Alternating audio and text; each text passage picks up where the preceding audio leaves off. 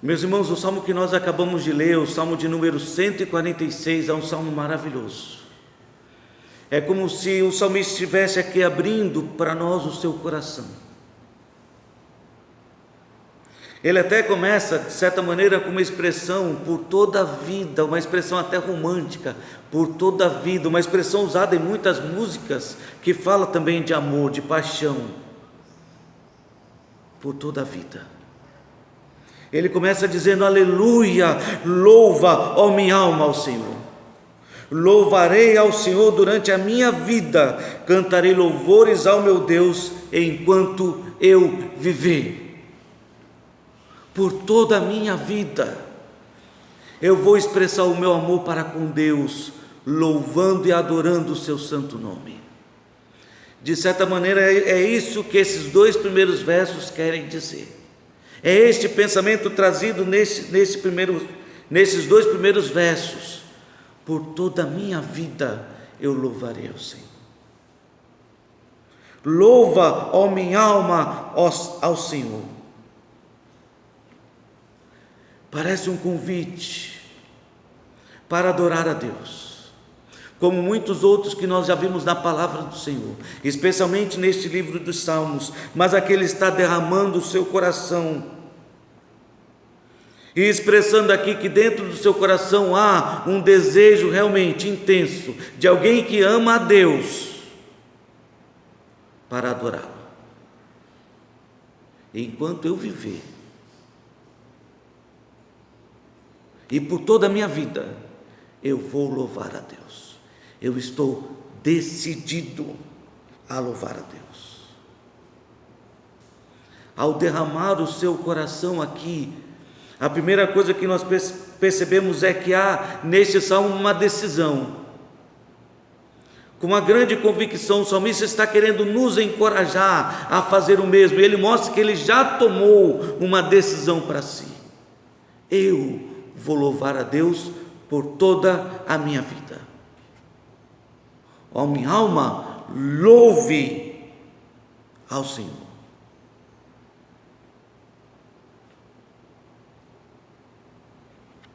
E é claro que este salmo começa com essa expressão: louvado seja Deus, aleluia.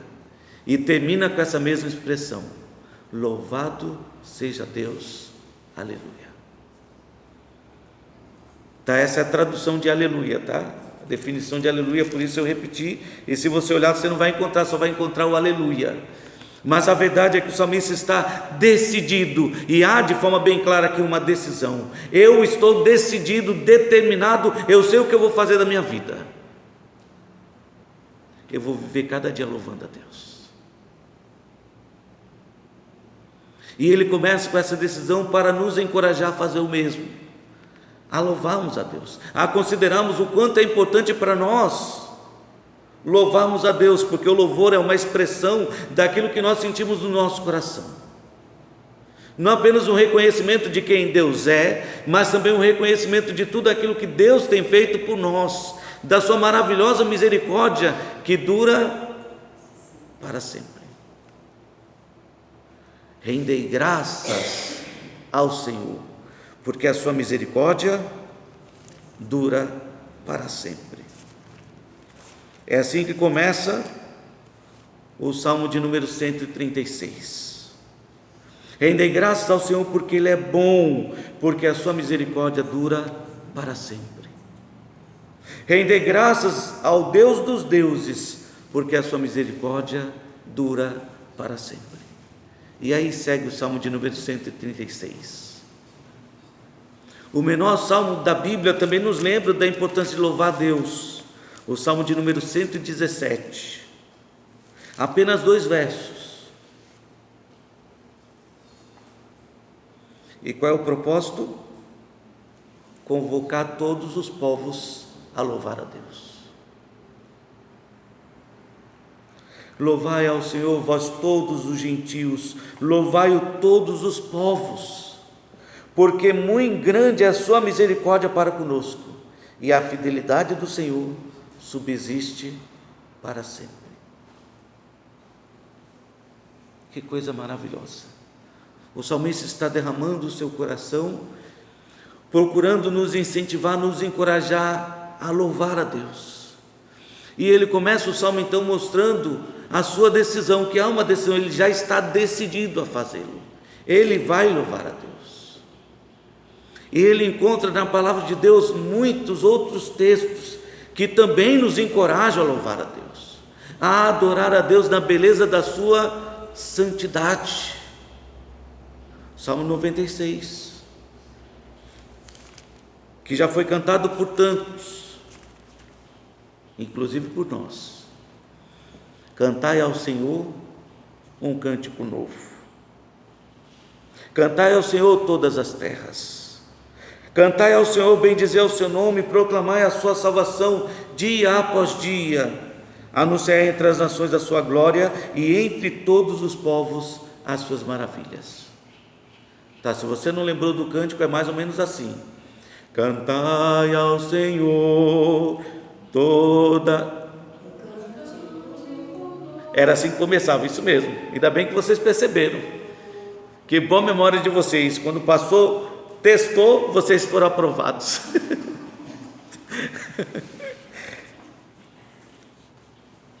Então o verso 9 diz: adorai ao Senhor na beleza da sua santidade, tremei diante dele todas as terras. Mas sim, adorai a Deus, louvai e bendizer o seu nome. E o salmista estava decidido do fundo do seu coração: eu vou louvar a Deus. E enquanto eu viver, enquanto vida eu tiver, eu louvarei ao Senhor. Cantarei ao Senhor um cântico novo. Anunciarei entre as nações a sua glória. Eu vou adorá-lo na beleza da sua santidade. Tributar ao Senhor, dar a Ele a glória e a força que Ele merece.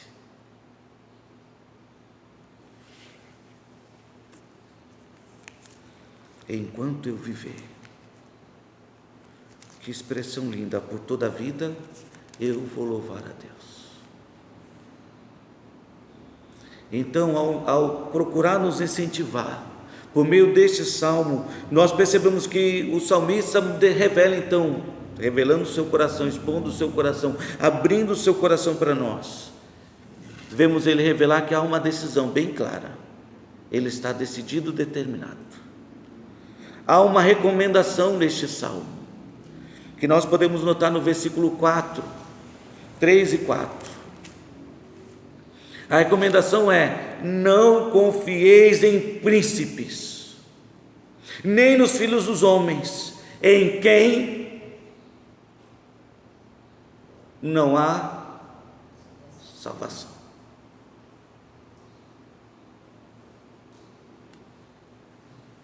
Sai-lhes o espírito, eles tornam ao pó. Nesse mesmo dia perecem todos os seus desígnios, os seus planos, os seus pensamentos. Há uma recomendação. Ele está dizendo que está decidido a louvar a Deus e mostra para nós, talvez como um pai zeloso, cuidadoso, que nós também precisamos ter cuidado. Ele traz essa recomendação para que nós não depositemos no homem a nossa confiança, a nossa esperança, nem nos príncipes, naqueles que são considerados nobres, que têm posições elevadas. Eu vejo tanta gente decepcionada, porque tem depositado a sua esperança no homem.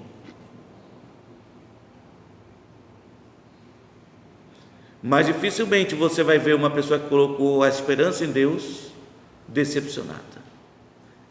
E eu disse dificilmente, porque muitos vão dizer: eu estava confiando em Deus, e não vão ter a capacidade de reconhecer que não estavam, buscando de fato os planos de Deus, a vontade de Deus, a direção de Deus. Porque nós precisamos da ajuda do Espírito Santo, e Ele intercede por nós, porque nós não sabemos orar como convém.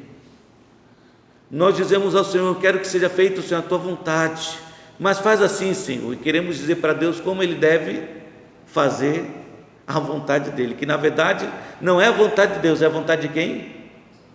A nós. A nós. Como um jovem apaixonado que diz: Senhor, que Mariazinha me ame, mas que seja feita a tua vontade.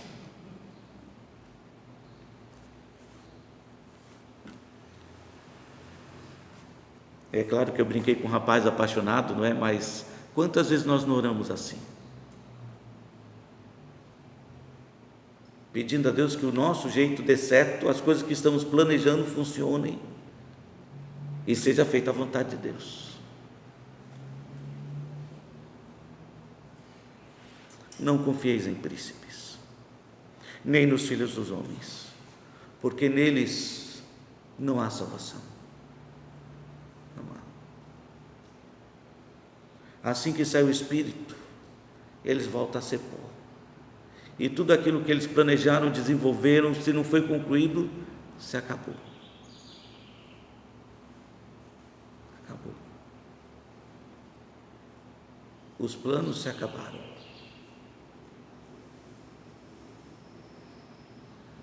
Ainda estamos como estamos porque estamos depositando a confiança no que o homem pode fazer. Se o homem esquecesse do que ele pode fazer ou tentar fazer e lembrasse que Deus pode muito mais, a situação seria diferente. O Salmo 118 nos faz lembrar isso também. O Salmo 118, versículo 8 e 9.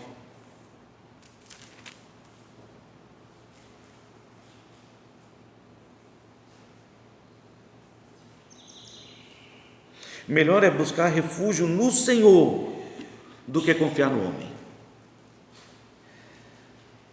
Melhor é buscar refúgio no Senhor do que confiar em príncipes.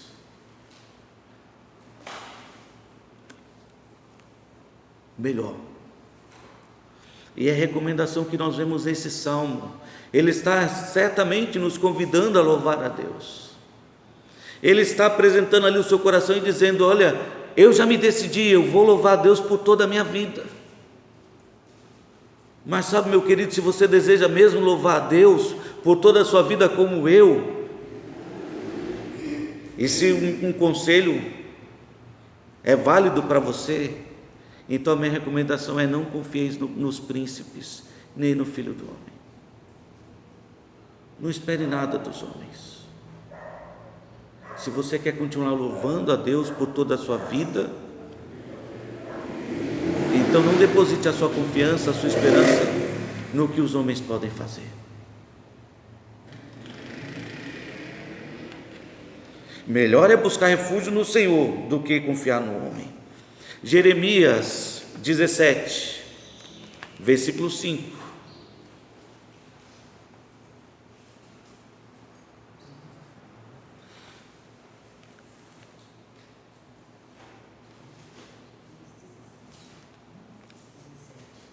Jeremias 17, versículo 5. É um texto que nós até conhecemos por alto, nem sempre lembramos o endereço, o lugar onde ele se encontra, nem o contexto. Onde o povo de Israel estava lá, sendo repreendido pelos seus muitos pecados, por terem abandonado a Deus. E ao invés de buscar a ajuda de Deus no meio de um conflito, eles decidem confiar em outras nações, que aparentemente são mais poderosas. E como um homem que se apoia no seu próprio estribo, ou no estribo do seu próprio entendimento, eles caíram. Porque assim diz o Senhor, Jeremias 17,5: maldito o homem que confia no homem, que faz da carne mortal o seu braço e aparta o seu coração do Senhor.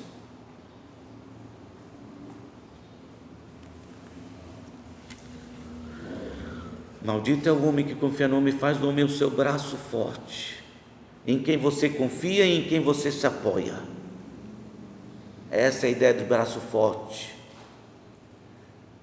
Alguém que pode te socorrer nos momentos difíceis, em quem você acha que pode contar, que é alguém que você pode contar.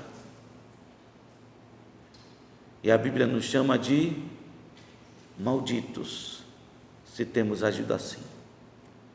E é por isso que o salmista diz: olha, se você quer continuar louvando a Deus por toda a sua vida, saiba que eu já tomei essa decisão para mim. E a minha recomendação para você é que, se você deseja, então não confie nos homens, porque aí você não vai ter motivos para louvar. Você vai encontrar muitos mais motivos para lamentar, chorar, viver frustrado, deprimido e tantas coisas mais. Porque é assim que vivem pessoas frustradas. São pessoas amarguradas. E certamente você já ouviu a expressão: são amarguradas a tal ponto que tem amargura de alma e de espírito. Espírito amargurado. Talvez como de certa maneira Noemi, quando se viu desamparada de seu marido e de seus filhos. Não me chame mais Noemi, mas me chame de Mara, porque ela se sentia amargurada de alma e de espírito. Se sentiu desamparada. Só não se deu conta que ela se sentiu desamparada do marido e dos filhos. E esqueceu que Deus nunca nos desampara, nem nos abandona. Então o salmista está querendo realmente nos encorajar a louvar a Deus e a tomar essa decisão de louvar a Deus cada dia de nossas vidas. Então, como quem está derramando o seu coração, ele diz: por toda a vida eu já tomei minha decisão, eu vou louvar a Deus. E eu recomendo a você que, se você deseja louvar a Deus, então não confie no homem. Nos príncipes, os nobres, aqueles que são considerados importantes na sociedade, não confie. Nem no filho dos homens, eles não são nada. Então, depois de apresentar a sua decisão e a sua recomendação, ele então começa com uma grande motivação. Porque é muito fácil nós percebermos algo que está errado, mas o mais difícil é encontrar uma solução. Você já percebeu?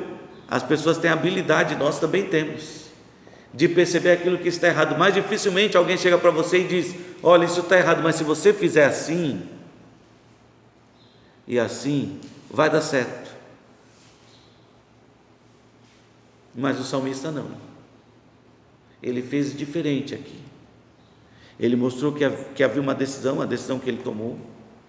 Ele deu uma recomendação. E aqui, com uma motivação, podemos dizer que ele mostra a solução. Não confieis no homem, porque bem-aventurado é aquele que tem o Deus de Jacó por seu auxílio. Isso por si só já seria maravilhoso, meus queridos, para louvarmos a Deus. Só o fato de lembrar que Deus está conosco, Deus está do nosso lado. Nada nem ninguém poderá nos separar do amor de Cristo, do amor de Deus que está em Cristo Jesus nosso Senhor. Só isso já seria motivação suficiente para louvarmos a Deus. Mas ele vai além. Nessa motivação ele nos faz lembrar quem é o nosso Deus e por que devemos louvá-lo, as razões pelas quais poderíamos estar louvando a Deus todos os dias. Porque bem-aventurado é aquele que tem o Deus de Jacó por seu auxílio. Sim, é bem-aventurado, sabe que Deus vai lhe socorrer nos momentos difíceis. Saberá que Deus é o seu refúgio, o seu castelo forte, a sua fortaleza nos momentos difíceis, você pode contar com Deus. Com a ajuda de Deus, com o socorro de Deus, sim, você pode. Então, para nos motivar a louvar a Deus, ele diz: olha quem é o Senhor e por que você deve louvá-lo, está aí. Ele é o nosso auxílio. Bem-aventurado é aquele que não apenas tem Deus como seu auxílio, mas aquele cuja esperança está no Senhor seu Deus. Esperança. Fala de pessoas que estão olhando para o futuro e não perdendo tanto tempo com o passado ou o presente. Esperança são coisas que nós esperamos, que ainda não se realizou. Aguardamos do Senhor descer de lá novos céus e uma nova terra. Aguardamos que o Senhor abra as janelas dos céus e derrame sobre nós chuvas de bênçãos. Mas a nossa esperança tem que estar no Senhor. E se você tem Deus do seu lado e a sua esperança está em Deus, certamente já teríamos motivos para louvar o Senhor. Mas ele então começa a descrever quem é Deus. Se você ainda não compreende por que isso é tão importante, é porque foi Ele quem fez os céus, foi Ele quem fez a terra, foi Ele quem fez o mar e tudo que neles há. E diga-se de passagem, fez tudo isso a partir do nada. Apenas disse Deus: haja, e as coisas surgiram. Haja luz e houve luz. Junte-se a água num só lugar e surja a porção seca, e assim surgiu a terra. Surja da terra as plantas, e surgiram. Vêm os animais dos mares, da terra, e da própria terra os animais que voam. E todas as coisas foram feitas. Foi Ele quem fez.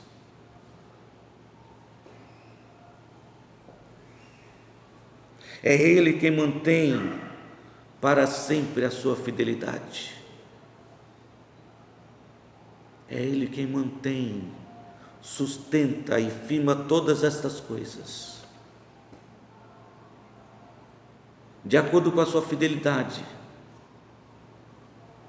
Ou seja, Ele nunca falha. Por isso, todos os dias acordamos e vemos o nascer do sol. Todos os dias, passa o tempo, vem a tarde e vemos começar a surgir as estrelas nos céus, e elas estão lá, cada uma delas. Permanecem lá, porque Deus as mantém, como mantém nossas vidas com a sua fidelidade. É Ele quem faz justiça aos oprimidos.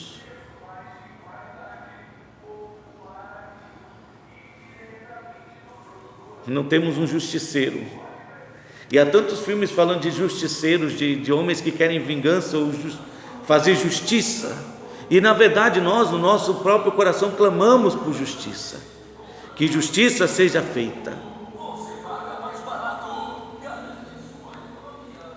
Mas entendemos que a verdadeira justiça para com os oprimidos não vem dos homens,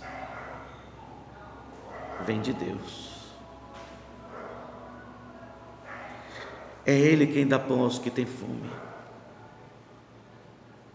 E se necessário fora, Deus faria certamente chover pão do céu. Porque foi Ele que alimentou o povo no deserto, com o maná que eles colhiam todos os dias, pela graça e bondade de Deus. E ao invés de olhar para a bondade de Deus e louvar o nome do Senhor por todos os dias ter aquilo que necessita, lá estava o povo murmurando, com saudade do tempo que era escravo, saudade do Egito. reclamando porque queria outra coisa, além daquele pão que eles chamaram de vil, um pão que veio dos céus, que eu nem sei que gosto tem, e eu sei que você também não, mas eu acredito que nada nessa terra se compara àquilo que Deus deu àquele povo. E eles pediram carne e Deus mandou carne. E vocês não vão comer só um dia não, viu? Vão comer a semana inteira. Um mês inteiro. Não só uma semana inteira, mas um mês inteiro. Até vos fartarem, até vocês se fartarem de carne. E mesmo assim parece que alguns ainda estavam reclamando, porque morreram entalados. Na hora de engolir, morreu. Se foi engasgado eu não sei. Eu sei que a Bíblia descreve que morreram nesse momento enquanto comiam a carne, mas Deus sabe.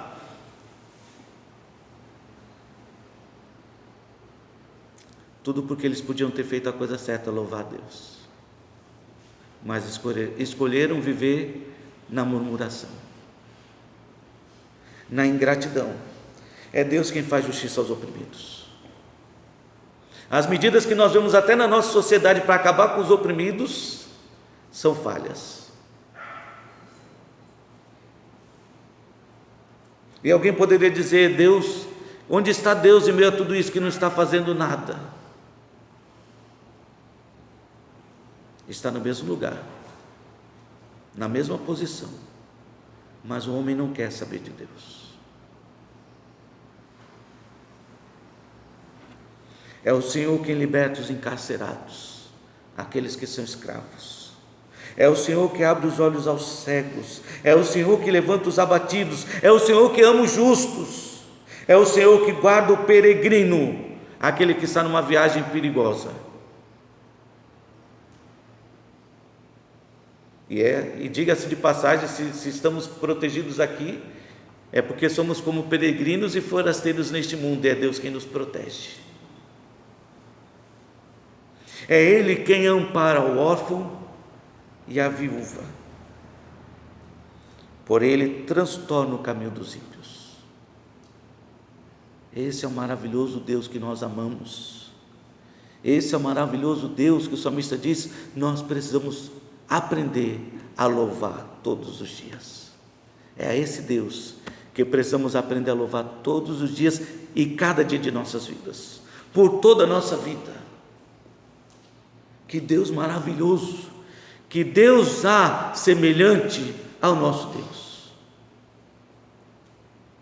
Isaías, capítulo 40.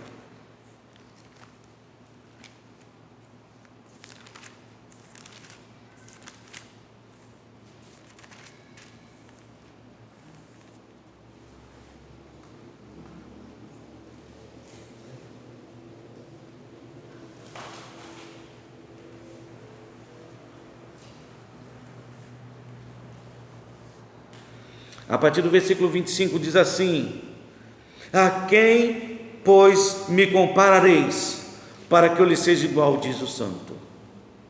E não é a primeira vez que ele usa essa expressão.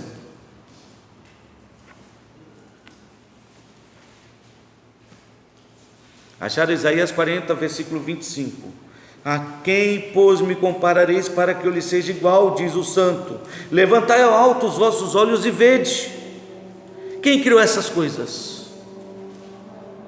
Aquele que faz sair o seu exército de estrelas, todas bem contadas, as quais ele chama pelos seus nomes. Por ser ele grande em força e forte em poder, nenhuma só vem a faltar. Porque, pois, dizes, ó Jacó, e falas, ó Israel, o meu caminho está encoberto ao Senhor, e o meu direito passa despercebido ao meu Deus. Por um acaso não sabes? Não ouvistes que o eterno Deus, o Senhor, o Criador dos fins da terra, nem se cansa, nem se fadiga? não se pode esquadrinhar o seu entendimento. Ele faz forte ao cansado e multiplica as forças ao que não tem nenhum vigor. Os jovens se cansam e se fatigam, os moços de exaustos caem, mas os que esperam no Senhor,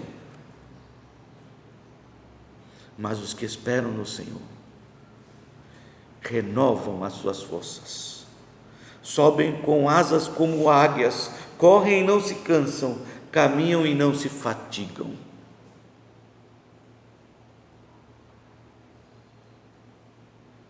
Quem é Deus acima do Senhor? Quem é rocha como nosso Deus? Não há nada que se possa comparar ao Senhor. E é exatamente o que o salmista está dizendo para nos motivar a louvar a Deus. Não há nada. Pode olhar para o alto, pode olhar para os lados, pode procurar em todos os lugares, você não vai encontrar nada nem ninguém que se compare ao Senhor.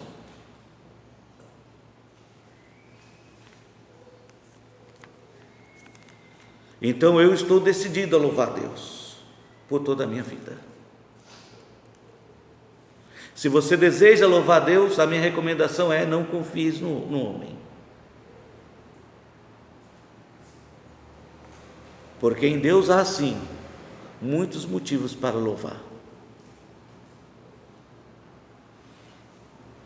Essa é a motivação do salmista, e é por isso que ele pode concluir esse salmo dizendo: o Senhor reina para sempre. Jamais esqueça disso. O Senhor reina. Reina o Senhor, Ele reina para sempre.